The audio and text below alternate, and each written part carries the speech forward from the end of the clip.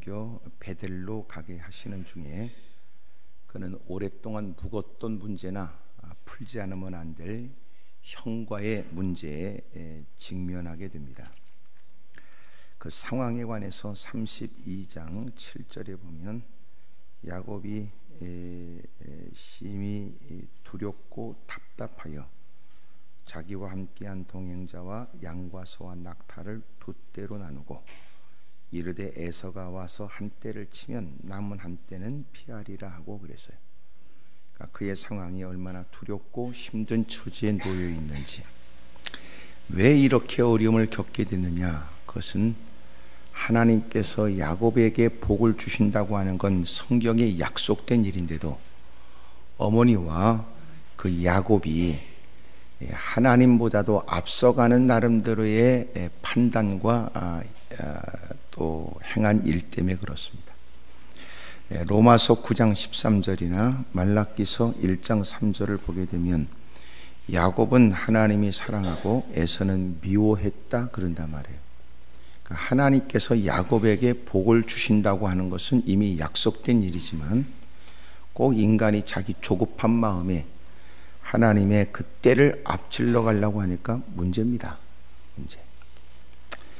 하나님은 마침내 그에게 기가 막힌 방법으로 많은 짐승떼를 거느리고 오게 되지만 그는 바르지 못한 인간적 방법에 의해서 형을 두렵고 떨리는 마음으로 만나야만 했습니다. 20년 만에 만나는 형은 400명의 수하를 끌고 있는 두목이 되었고, 마침내 그들이 와서 자신을 멸하려고 한다면 자신은 모든 것들을 다 잃어버릴 수 있게 된다는 두려움에 쌓이게 됐습니다. 하나님께서 우리에게 약속하신 바는 반드시 하나님이 이루시고, 또 그런 과정 속에서 우리가 할 일은 여전히 우리가 해야 될 마땅한 일을 하면 됩니다.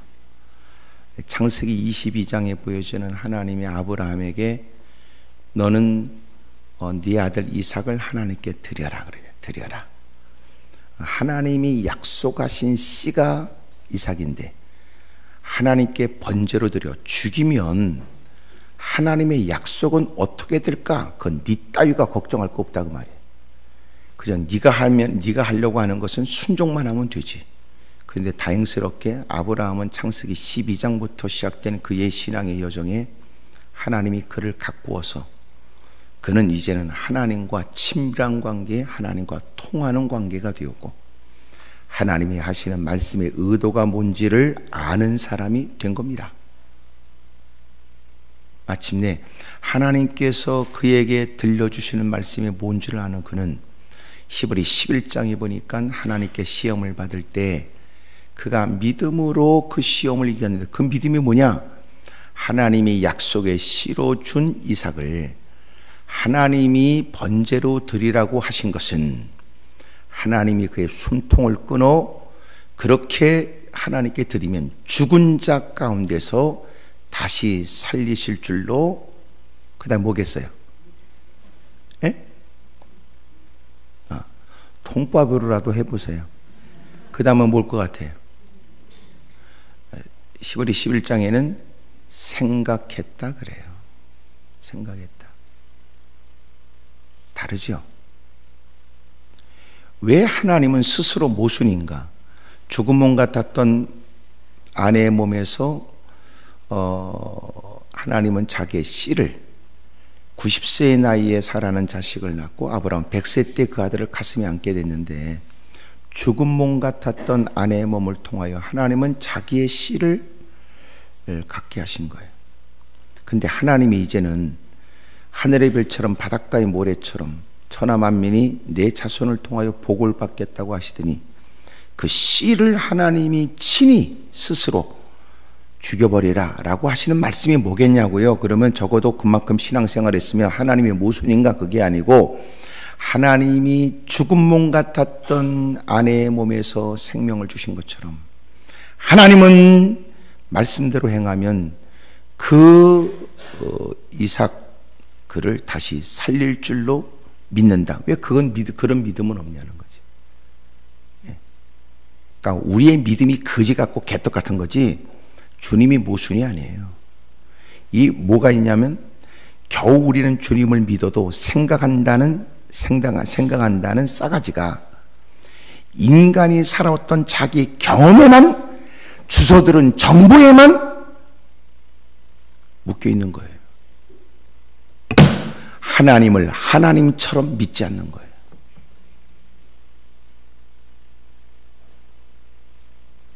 이게 우리에게 문제예요. 능력만큼 생각에 달았습니다. 말이 지금 어렵죠? 능력만큼 생각하는 게 다르다고요. 그러니까 하나님의 말씀은 능하신 주님이 생각을 담아서 우리에게 건네요. 말은 뭐냐? 생각을 담은 거예요. 그러니까 말을 들을 때는 소통은 뭐냐? 그 겉으로 들려진 말이 아니고 고상하다고 해서 그 인간이 고상한 인간이 아닐 수 있으니까 중요한 건 그 말 속에 담긴 그 사람의 의도라고요. 그거를 이해해야 그걸 소통이라고 그러는 거예요. 쉽게 말해 이런 거예요. 됐다는 말은 돼서 됐다는 거예요? 때려치라는 거예요? 예? 됐다는 말은 됐다는 겁니까? 때려치라는 겁니까? 그러니까 잘 들어야 된다는 거예요. 그걸 경청이라고 그러는 거예요. 네 심기가 불편하다고 해서 그 말을 나쁘게 들으면 안 되고,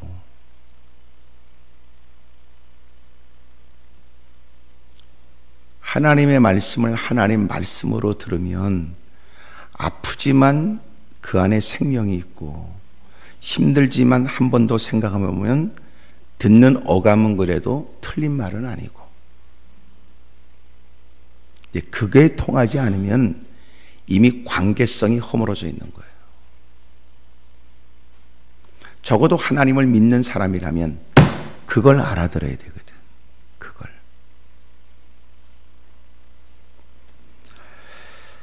하나님께서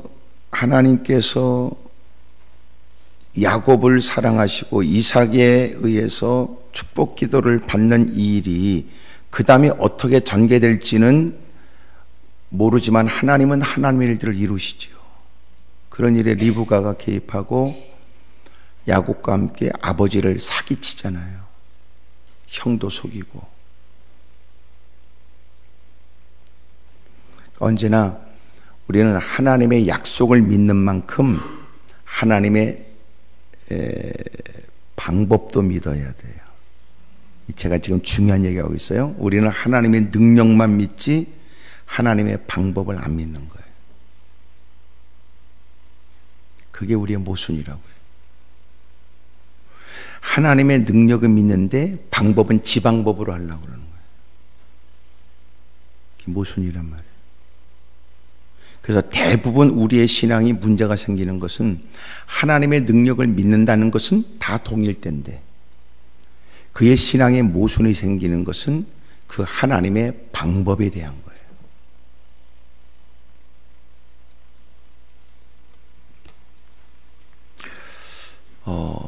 저와 여러분들이 이전보다 더 성숙된 사고와 믿음이 있기를 바랍니다.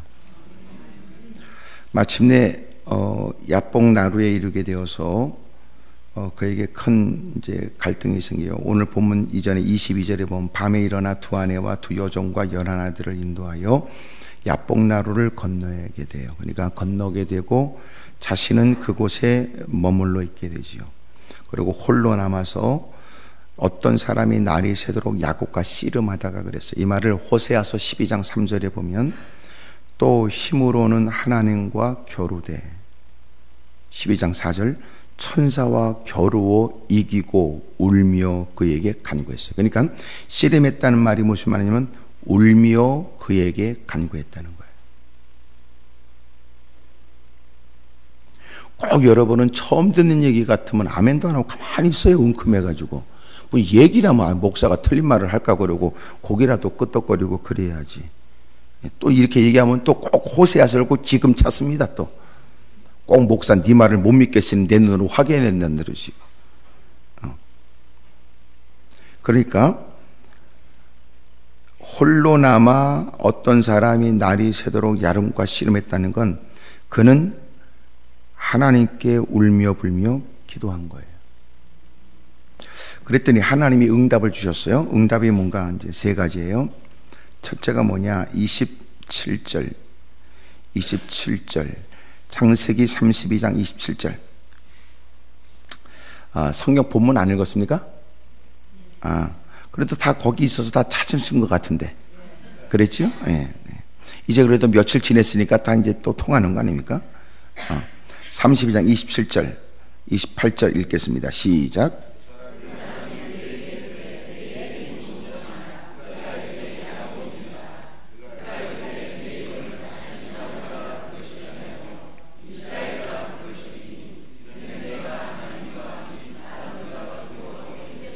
아멘.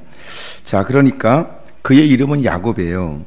근데 뭐라고 그러냐면 네 이름을 다시는 야곱이라고 부르지 말고 이스라엘이라 부르라 그랬어요.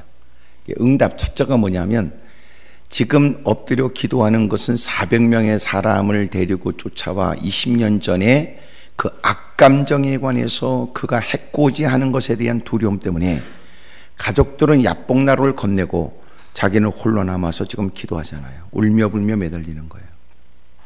그랬더니 하나님께서 그에게 주신 응답이 뭐냐? 첫째는 그의 이름 야곱이 이스라엘로 바꿔줘요.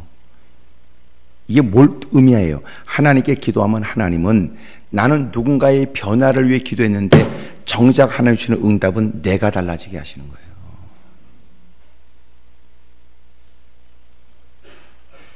그러니까 하나님은 나는 그놈 때문에 기도했는데 하나님은 이놈이 문제다 그러시는 거예요. 어떤 분이 기도원에 올라와서 오열하며 기도했어요. 남편 없이 홀로 아들을 키워가면서 보낸 세월이 있는데 좋은 직장을 다니는 건 감사한데 어느 날부턴가 그 아들이 회식 자리에서 보내는 시간이 빈번해지면서 늦은 귀가가 되고 술에 취해 비틀거리고 들어오고 음주운전을 하고 경찰서에서 전화 오고 하는 등등의 일들 때문에 이제는 아이가 완전히 술에 매여 있다라고 느껴지는 지경이 된 겁니다. 하나님께 무릎 꿇고 간절히 기도하면서 목사님 저는 아들 때문에 기도합니다. 아들 때문에 웁니다. 아들 때문에 속상해 죽겠습니다 라고 기도했는데 얼마큼 시간이 지나서 그분이 저한테 얘기하더라고. 목사님 저는 아들 때문에 엎드려 기도했는데 하나님이 깨닫게 하는 건 하나님이 내게 변화가 필요하다는 걸 가르쳐 주셨습니다. 우리는 누군가를 위해서 기도했는데 정작 하나님이 그 기도에 대한 응답은 네가 달라지라는 거였어요. 가령 그가 내게 행하는 어떤 그릇된 일들에 관해서 우리는 힘들어하지요. 그리고 우리는 기도할 수 있어요. 하나님 그가 달라지게 해주세요. 그럴 때 하나님께 드리는 기도에 하나님이 깨닫게 하는 건 네가 그를 사랑하라 이럴 수 있잖아요. 그의 행동과 그의 모든 일들이 중단되거나 그가 고쳐지기를 원했는데 주님이 원하는 건 너는 아직도 그를 사랑하지 않느냐? 이렇게 말할 수도 있는 거예요. 그래서 대부분 우리가 말하는 응답이라는 게 뭐냐? 대부분 우리가 말하는 건 우리의 기도에 주님이 응하여 답하신다 이런 개념이 아니고 지가 원하는 것을 얻어내야 된다. 이걸 우리는 응답으로 생각하기 때문에 자기가 얻어내고자 하는 걸 얻어내지 못하면 마치 주님은 응답하지 않는 하나님이다. 이렇게 생각하는 거예요. 그럴 리가 없어요. 하나님은 반드시 우리에게 응답하세요. 근데 우리가 원하는 게 아니고 주님의 깊은 뜻을 담은 주님이 원하는 게 이루어지는 거예요. 아멘을 잘 안 하는 거 보니까 이런 거는 원하지 않는 모양이죠. 그래서 하나님께 엎드려 기도하면 하나님이 주시는 응답은 뭐냐면 야곱이 이스라엘로 바뀌어요. 너 이름을 바꿔. 너 야곱이지? 그 이름이 뜻하는 여러분 야곱이 이름이 뜻하는 간사하기 잔머리 굴리고 살아가는 인생. 하나님께 복음 받기는 하지만 여전히 잔머리로 살아가는 사람. 너 그 이름을 바꿔. 그 이름을 하나님의 통치 아래 놓인 인간. 하나님은 그의 이름을 바꿔줬어요. 두 번째가 뭐냐면 30절 읽으세요. 30절 시작.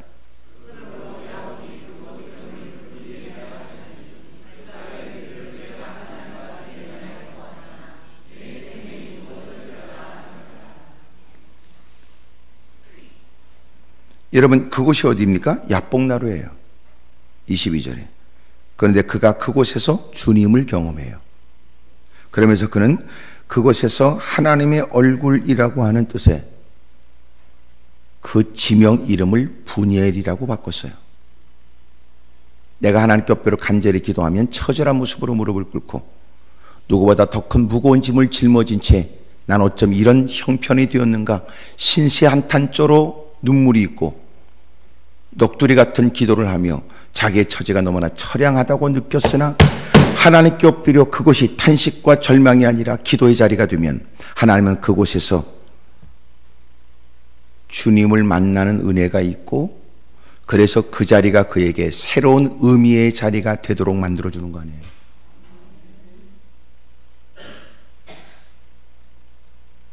여러분, 베델은 루스라고 하는 곳이 바뀌어서 베델이 됐어요. 하나님을 만나. 하늘의 문, 하나님이 계시는 곳, 하나님의 집, 그래서 베델이에요. 루스라고 하는 곳을 그가 경외하고 외삼촌 라바라 집으로 갈 때 20년 전에, 야곱의 20년 전의 일이거든요. 그는 그 루스라고 하는 곳을 자기에게는 그곳이, 사람들은 루스라고 말할지 모르지만 자기에게는 의미가 달랐어요. 자기는 그곳이 베델이었다는 거예요. 적어도 신앙생활하면서 여러분들에게도 무사람이 이해하지 못한 의미 있는 특별한 자리가 우리에게도 있어야 돼요. 눈물을 쏟으며 간절히 처지와 형편을 아랬던 그 기도의 자리가 하나님께 기도했더니 하나님은 그 자리가 일생 잊을 수 없는, 절망할 때마다 떠올리게 되면 생기가 솟구치게 되는, 힘들 때마다 떠올리게 되면 하나님은 살아계시다는 다시 그 확신에 일어나고 싶은 그런 추억의 자리로 만들어지죠. 오늘 여러분 그 자리가 그런 자리가 되길 바랍니다. 그래서 주님은 야곱의 이름을 이스라엘로 바꾸고 야복나루를 분이엘로 바꿔줘요. 가장 두렵고 괴로운 그 밤을 보내면서 엎드려 기도한 그는 그곳에서 하나님을 봤다. 하나님을 경험했다. 그것은 일생 잊을 수 없는 은혜의 자리였다. 33장 4절.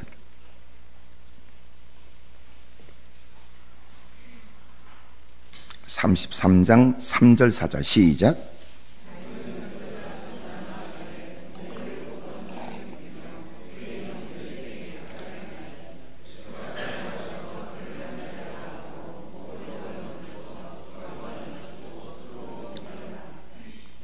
이미 아까 말씀드린 것처럼 32장에 있는 32장 7절에 그가 두렵고 심히 두렵고 견딜 수 없는 고통과 어려움 속에 있었는데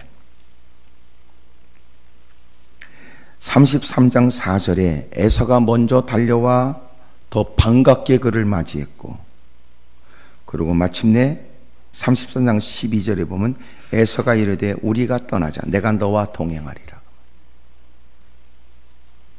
여러분, 자기의 20년 동안 모았던 재산이 약탈당하는 것 그거 아니고 자기의 종들이, 자기의 가족들이 목숨을 잃는다 이런 게 아니고 엎드려 기도하고 그 다음 날 만나게 된 에서는 자기를 너무너무 반갑게 맞이하고 400명의 수하를 끄는 두목이 되어져 이젠 오히려 동생을 돌봐주겠다는 거예요. 이게 무슨 말이냐면 내가 두려움의 대상이라고 생각했던 그가 이제는 나의 협력자가 되고 조력자가 되고 사람이 바뀌어졌어요. 그러니까 보세요. 하나님께 엎드려 기도하자 그는 그가 달라졌고 그 자리는 그에게 의미 있는 자리로 바꿔줬으며 그가 두려워했던 그 일이 달라졌다는 거예요. 기도했더니 말이에요. 옆에 사람 다 물어봐요. 그쪽 어떻게 할 생각이냐고 물어봐요. 시작. 에? 기도해야죠. 기도. 자, 그러면서 그가 기도했다는 내용이 이제 24절에 있는 거예요. 32장 24절에. 기도는 뭐냐? 기도를 하려면 어떤 마음이 드냐면, 기도를 하기까지, 첫째 기도를 하기까지는요, 기도가 그 문제와 관련됐다는 걸 깨달아야 돼요. 오늘 가족들에게 있는 불화의 일들, 사업에 있어서 일어나는 여러 가지 생각지 못한 당황스러운 일들, 애쓰며 힘써왔던 일들이 예기치 못한 일로 어그러지는 일들 등등의 일들이 기도와 관련이 있다는 것을 알아야 돼요. 왜 기도 안 할까요? 관련성을 모르니까요.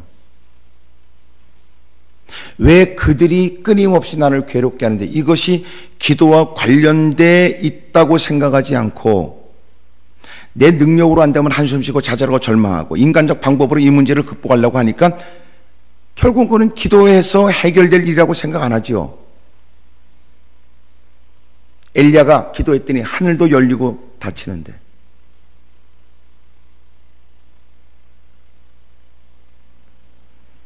하나님께 엎드려 기도하니까 형 에서의 변화가 있는데 왜 기도 안 해요? 내가 겪고 있는 일상의 실제적 생활의 일들이 기도와 관련돼 있다는 것을 모르니까.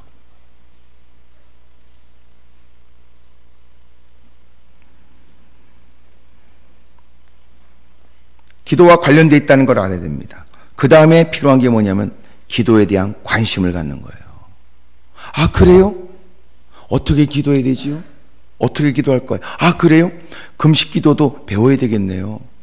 예수님이 친히 본을 보였고 성경에도 곳곳에 위기와 어려움을 만날 때마다 금식도 했으니 성경이 우리에게 금욕주의를 얘기하는 건 아니라도 때로는 금식하며 기도할 필요도 있겠군요. 아, 산에 올라가서도 기도하셨네, 주님은? 아, 그렇게 히브리서 5장에 예수님이 육체로 계실 때의 심한 통곡과 눈물로 간구와 소원을 하나님께 드렸으니 아, 우리도 통곡하며 소리내서 기도하는 것도 배워야 되겠네요. 기도는 기질 따라 기도하는 거 아니에요. 누군가는 소리를 잘 내지 못하는 사람이 있을 수 있지만 그러나 소리를 내서 기도하는 사람을 너보다도 더 하찮은 사람처럼 보면 안 됩니다. 그 인간은 믿음이 없는 게 아니라 성경을 불신하는 게 아니라 그는 인격 자체가 꽝이니까.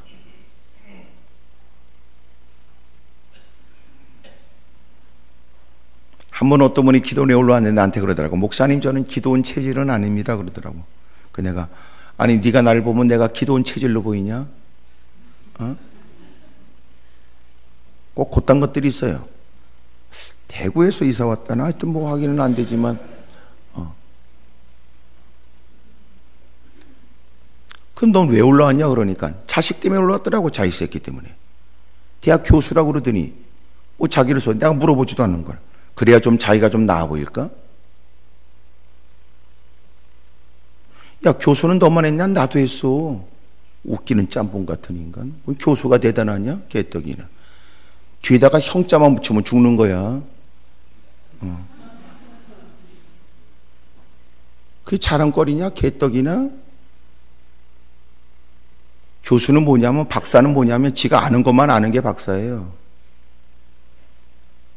더 하나, 박사 공부를 하면요, 해야 될 더 깊이 있게 공부할 게 더 많다는 걸 배운 거예요.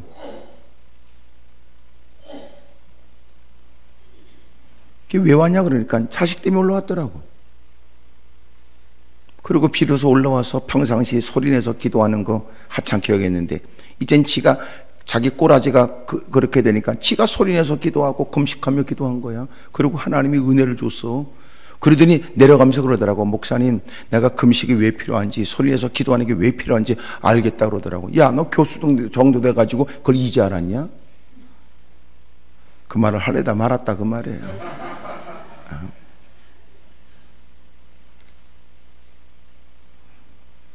교회 안에서도 남다른 직분을 갖고 교회 생활은 익숙해져 가면서 누구보다 더 교만해지고 못돼질 수 있다는 거 잊지 마세요. 교회가 부흥되는 비결은 간단해요. 울면 돼요. 울면. 회개하면 돼요. 회개하면 됩니다. 여러분 자신을 보세요. 요새 신앙이 거지 같다. 100%예요. 눈물이 없어서 그러지. 살만하거든. 우세요. 울면 됩니다. 울면.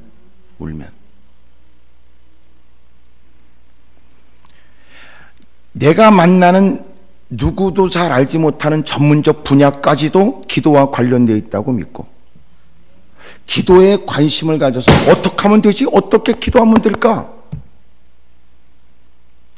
관련되어 있음을 알고 이제는 관심을 갖고 흥미를 가져라. 세 번째, 이제는 네가 관여해야 돼요. 참여해야 된단 말이에요. 먼마에 들려지는 누군가의 기도 소리만 듣는 게 아니라 네가 기도에 참여해야 된다. 입술로로 주 이름을 부르고 하지 않던 기도가 처음부터 잘 될 리가 없으니까 심지어 주님을 찾아라. 주 이름을 부르면 구원을 받지. 애절한 목소리로 주 이름을 부르고 배에 힘을 주고 또 힘들고 어려운 만큼 주님을 찾고 해결되길 간절히 원하는 마음만큼 주님을 찾으면 주님이 펴신 팔로 능한 손으로 그를 건져내 주지요.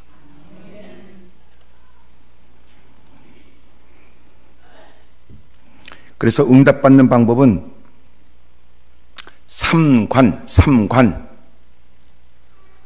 삼심 얘기하려는 거예요. 삼관이 뭐예요? 관련 있음을 알아라. 관심을 가져라. 이제는 관여해라 그 말이고. 삼심은 뭐냐? 24절. 야곱은 홀로 남았더니 어떤 사람이 날이 새도록 야곱과 씨름하다가 그랬어요. 여러분, 야곱이 기도하는데 그는 홀로 기도해요. 홀로가 뭐예요? 기독교인들은 늘 두 가지를 잘해야 돼요. 하나가 뭐냐면 홀로와 더불어입니다. 홀로와 더불어. 하나님과 독대하고 앉아서 보내는 시간이 필요하고, 기도의 자리를 떠나면 무사람과 더불어 교제하며 사는 겁니다. 문제는 홀로 있는 것들이 신령한 채 잘합니다. 그런 것들이 신령한 게 아니라 실성한 것들이 많더라고요. 뭘 들었다고 그러고 하는 짓이 이상하고, 그러면서 홀로 있었다는 시간이 있지만 더불어가 안 되지요. 그건 바른 신앙이 아니에요. 우리는 하나님과 독대하고 앉아 하나님과 친밀한 시간도 가져야 되지만 기도의 자리를 떠날 때는 더 포용성 있게 배려하는 마음으로 무사람들과 교제를 잘해야 돼요. 근데 어떤 거는 홀로가 없고 또 더불어만 잘해. 싸돌아다니고 퍼먹고 놀러다니고. 그런 것들이 교제는 잘하지만 은혜는 없으니까 뒷말이 많다 그 말이에요. 그런 것들이. 그래서 언제나 우리는 홀로도 잘하고 더불어도 잘해야 돼요. 하나님께 무릎 꿇고 보내는 진지한 시간이 있어야 되고, 또 하나는 사랑과 교제도 잘해요. 따뜻한 마음으로 격려하고 위로하고. 마치 은혜가 있고 진리가 있고 비행기 두 날개처럼 말씀도 있고 기도에 힘쓰고 그러는 거. 하여튼 여러분이 아멘 안 해도 내가 시비 안 걸라고 그래요. 나도 가버리면 되니까.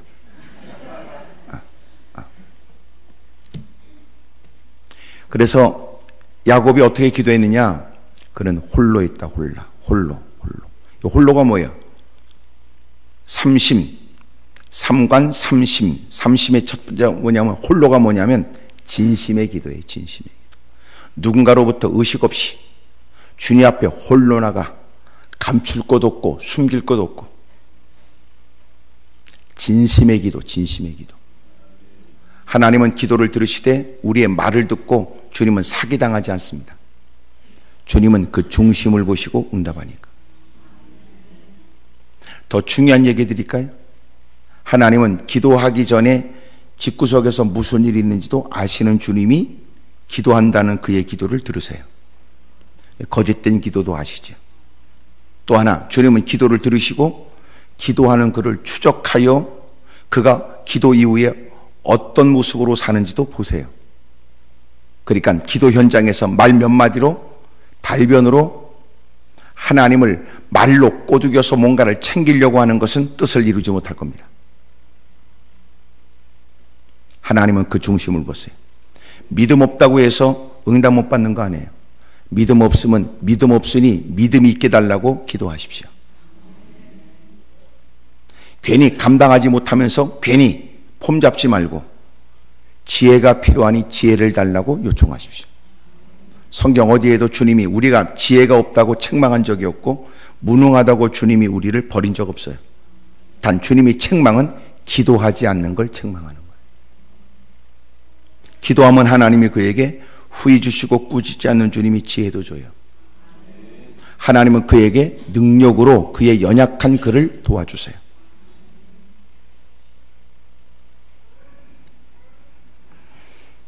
야곱은 어떻게 기도했습니까?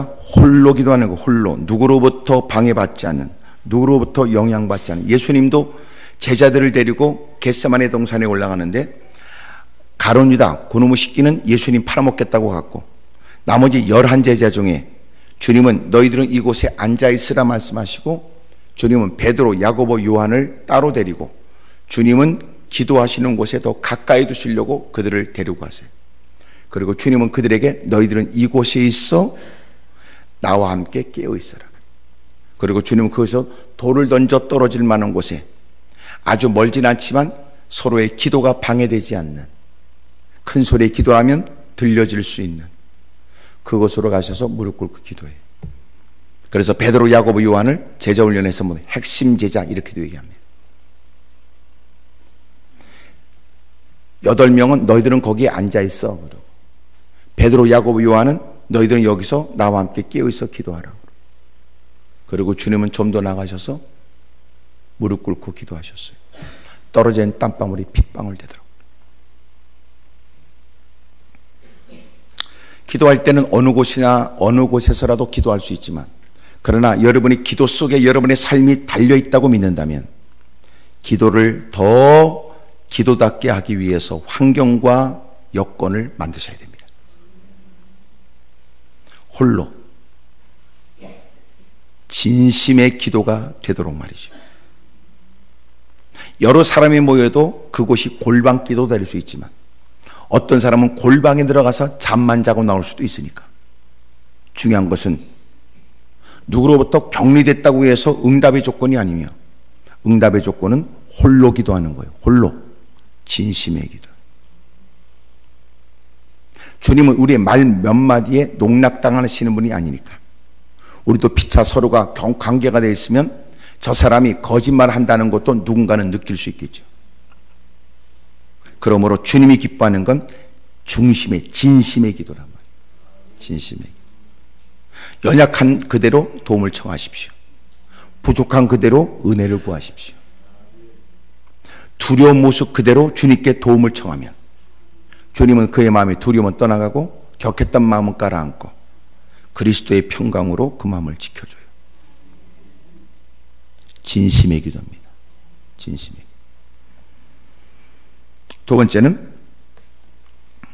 야곱은 홀로 남았다가 그 다음엔 어떤 사람이 날이 새도록 그랬어요. 날이 새도록. 그러니까 야곱이 기도할 때 날이 새도록 기도한 거예요. 날이 새도록 기도했어요. 날이 샜다는 말이 무슨 말일까요? 날이 샜다는 게 이것은 시간을 그만큼 들여야만 응답을 받는다, 응답받는다 그 말이 아니에요. 하나님은 짧은 기도에도 응답해 줘요. 그러니까 기도 응답은 기도의 길이에 있지 않아요. 어눌한 입술의 기도지만 진심의 기도라면 주님이 응답해 주세요. 너무나 감당하기 어려운 문제 때문에 그가 한숨을 토하며 눈물을 쏟으며 기도를 대신할 때 주님은 그 눈물에 담긴 의미도 살피세요. 마음의 묵상도 주님이 모르지 않습니다. 그럴 때 여기 날이 새도록 기도했다는 건 뭐예요? 날이 새야만 응답된다는 게 아닙니다. 소리를 크게 내야만 응답된다는 것도 아닙니다. 하지만 만약 여러분들이 하나님의 도움이 절박하다면, 하나님의 은혜를 받아야 되겠다는 마음이 정말 간절하다면, 여러분은 힘든 처지에 누구라도 붙들고 호소하고 싶은 마음이 일어날 수 있는 것처럼 하나님의 도움을 받고자 당신이 소리를 내고 기도하는 것이 어찌 보면 당연한지도 모르죠. 소리가 응답의 조건은 아니지만 그렇게 소리를 지르지 않으면 안 될 그 마음을 살피신 주님이 그를 도와줍니다.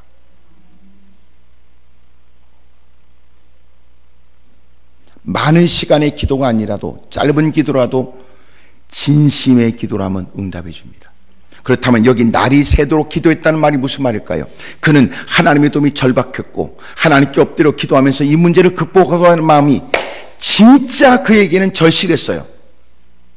홀로가 진심의 기도라면 날이 셀 때까지 기도한 그는 하나님의 도움을 받겠다고 하는 작심의 기도예요. 작심의 기도. 나는 물러설 데가 없어. 나는 하나님밖에 없지. 몇 마디 기도하다가 내 육체에 피곤함이 느껴져도 나는 주님께 매달려야만 돼. 주님밖에 없으니까. 그는 주님의 은혜와 은총을 얻고자 하는 작심의 마음이에요. 작심의. 나는 하나님의 은혜를 얻고 싶어. 나는 하나님의 도움을 받고 싶은 작심의 마음이에요. 적지 않은 사람이 기도하다가 중간에 때려치더라고. 힘들고 어려우니까 주님의 도움을 받아보겠다고 몇 마디 쭝얼거리고 기도는 하지만 그렇게까지 기도하고 싶지는 않습니다. 그렇게까지 매달리고 싶지는 않습니다. 야곱의 기도는 그런 기도 아니에요. 이스라엘로 이름이 바뀌고 그 연장은 바뀌어서 분이엘이 되고 형 에서의 달라진 모습을 감격 속에 경험하게 된 그는 어떻게 기도했을까요? 그는 밤새도록 기도했는데, 밤새도록 기도는 그냥 막연하게 그럭저럭 시간을 보냈다는 개념이 아니에요. 그는 작심한 겁니다. 작심. 나는 하나님의 도움을 받고야 말 거야. 나도 하나님의 은혜를 나도 받고야 말 거야. 누가 말하기를 여봐 그만큼 했으면 됐네, 그만큼 했으면. 아니야. 내가 하나님께 드리는 기도에 약속에 근거하여 내가 기도를 시작했으니 하나님이 이 기도에 관해서 소위 말해서 기도를 그만해라 라고 말씀하든지, 너 기다려라, 어떻게 한다, 주님의 조치가 있을 때까지는 나는 이 기도를 멈출 수는 없지. 근데 대부분 기도를 본인이 시작도 하지만 본인이 포기하더라고요. 야곱은 그렇지 않아요. 작심하고 기도한 거예요.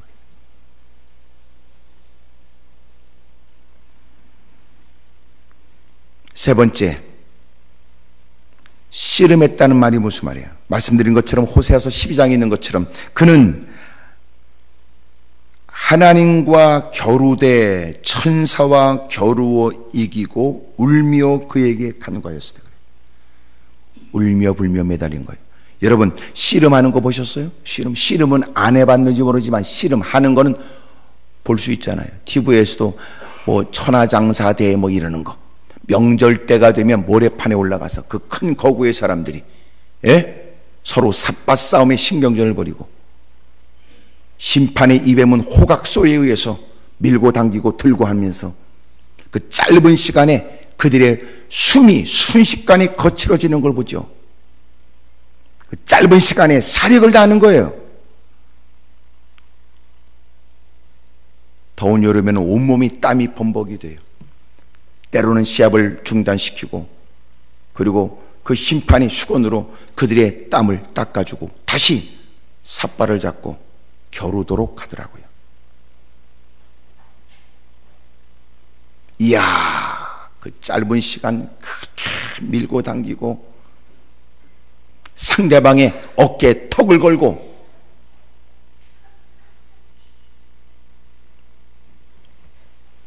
그렇게 씨름하듯 기도한 거예요. 이 말은 무슨 말일까요? 홀로가 진심이라면, 날밤 샐 때까지 힘쓴 건 전심이라면, 여기 씨름하면서 기도했던 것은 전심의 기도입니다. 전심의 기도. 사력을 다한 기도였습니다.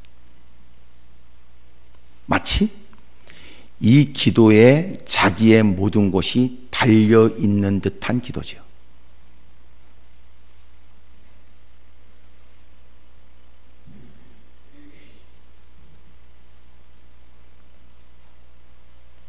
그는 너무너무 두려웠어요. 형의 에사와의 만남이. 만약 내가 이 밤에 하나님의 도움을 받지 못하면 에사에 의해서 자기의 가족들이 목숨을 잃거나 자기 자신도 그리고 모든 재산을 다 잃어버릴 수 있다는 걸 그는 알고 있었으니까 그는 물러설 수가 없었어요. 사력을 다하는 겁니다. 전심의 기도입니다. 전심. 누가 말하기를 기도를 그렇게까지 할 것 있나? 기도를 그렇게까지 할 것 있나? 첫째는 그가 기도할 수밖에 없는 것은 그의 처지가 그러하고 또 하나 그는 주님밖에 없으니까 전심의 기도죠.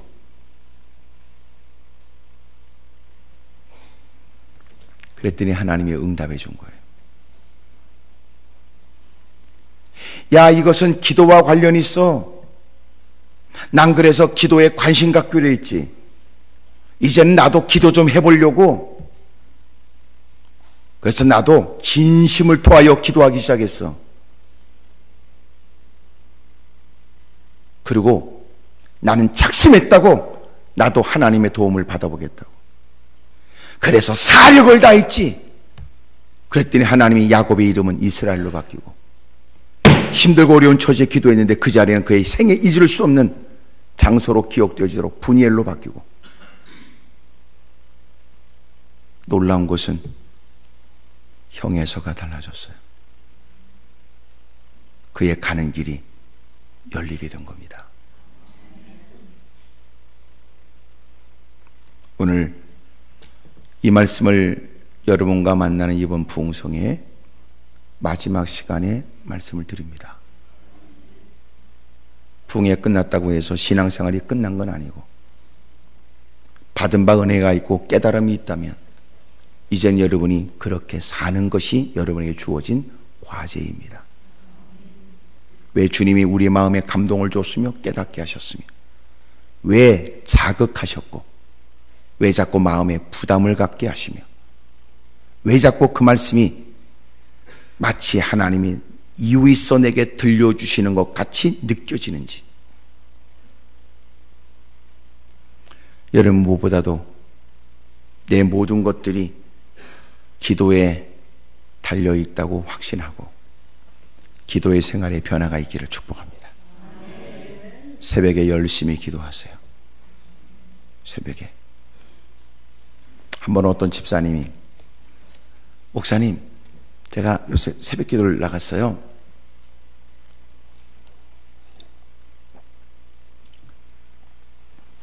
그래서 새벽 기도를 나가니까 아파트 다른 동에 같은 층에 다른 동이지만 같은 층에 사는 집사님이 있대요. 그 집사님도 새벽 기도 나왔더래.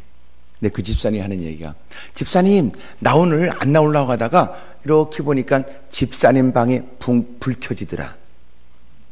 그래서 나도 일어나야지 집사님 새벽 기도 가려나 보다. 그래서 자기도 옷을 입고 나와 새벽 기도 나왔다 그 말이에요. 그래서 그 집사님이 자기 방에 불 켜지는 거 보고 자기도 불 켜고 새벽 기도 나왔다는 얘기를 듣고 그 다음 날은요 불 안 켜고 나왔대. 그런 것들도 있더라고. 그런 것들도 참나. 하여튼 그 여집사님이 좀 하여튼 특별한 분이에요. 특별한 분이에요. 여러분 새벽 기도 하십시오. 새벽 기도는 피곤하지 않기 때문에 새벽 기도 하라는 말이 아니고 하루 일과가 널널하기 때문에 그냥 새벽 기도 하라는 말이 아니라 하나님의 도움을 받아야 되기 때문에 새벽 기도 하라는 거예요.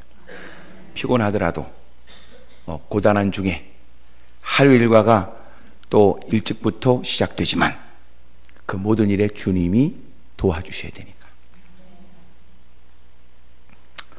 이번에 여러분을 만나서 너무 감사하고 또 여러분들에게 좋은 소식이 넘치게 되기를 바랍니다. 하여튼 여러분 안 아프길 바라고 돈도 많이 버시길 바라고 하여튼 죽지도 않길 바랍니다. 올해는 맡겨진 사명 잘 감당하고 주님 부르실 그날 후회가 없이 아름다운 흔적을 가지고 그는 잔이라 그리고 주님 품에 안겨야 되니까 제가 보니까 지금 다 얼굴도 보니까 때가 좀 이른 듯하고 절대로 죽지 마세요. 죽지 말고 멋지게 올 한 해 흔적과 열매가 있기를 축복합니다. 할렐루야. 옆에 사람 다 물어봐요. 그쪽은 이제부터 어떻게 할 생각이냐고. 다 시작. 올해 여러분 멋지게 사십시다. 멋지게. 그래서 올해는 기도하는 일부터 승리하세요. 기도하는 것부터 승리하세요. 그리고 그 기도를 통하여 하나님이 우리에게 허락하시는 각양의 은혜를 만끽하세요. 그리고 여러분들 이제 누구처럼 가는 곳마다 야 기도해 기도 야 기도해 기도하면 해결된다니까 뭐 이렇게 말할 수 있게 되기를 축복합니다. 아셨죠? 기도해 그거 기도하면 된다 이러는 거 말이에요. 그리고 새벽 기도가 유명해지는 교회 되기를 바라요. 새벽 기도가 유명해지는 교회. 하여튼 많은 사람들에게 기도하는 교회로 불려지길 바랍니다. 그래서 올 한 해는 하나님이 기도하는 자에게 부어주신 특별한 은혜, 행복이 넘치기를 바랍니다. 우리 찬송을 한 장 하지요.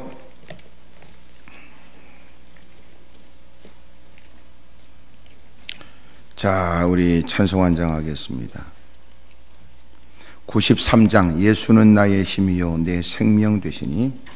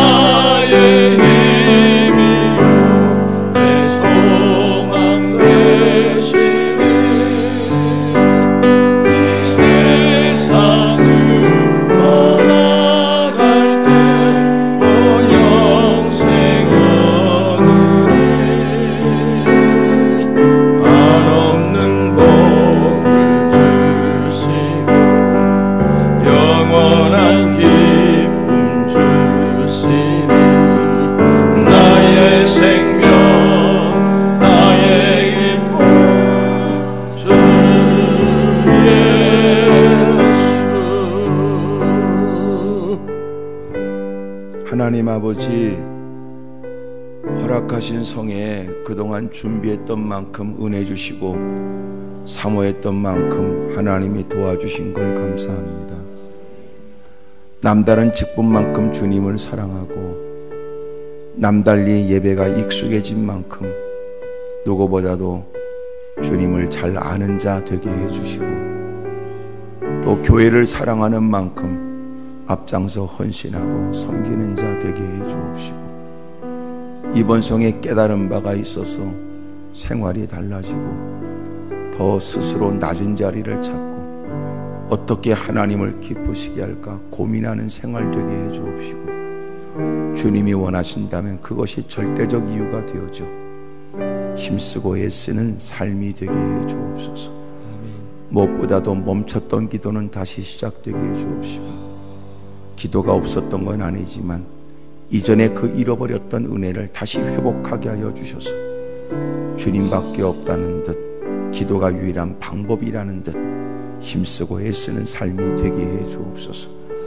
걱정스러운 가족들과의 모든 일들, 그리고 진로에 관계된 일들, 육체의 질병에 관계된 모든 일들, 기도와 관련이 있음을 잊지 않게 하여 주시고 이전보다도 기도에 대한 더 관심이 깊어지게 해 주옵시고 이제는 기도에 참여하며 기도에 이제는 관련된 사람 되게 하여 주옵시고 이제는 무엇보다도 관여하는 사람 되어져서 누구보다도 뜨겁게 엎드려 기도하는 사람들 되게 하여 주옵소서. 아버지 하나님, 진심의 기도에 그리고 작심의 기도에 전심의 기도에 내가 달라지고 환경에도 변화가 있고 그들에게 일어난 변화를 보게 하여 주옵소서. 예수님의 이름으로 축복하며 기도드리옵나이다. 아멘. 두 손을 높이 들겠습니다. 이번에 여러분이 보여준 섬김의 모습을 기억하고 갑니다. 고맙습니다.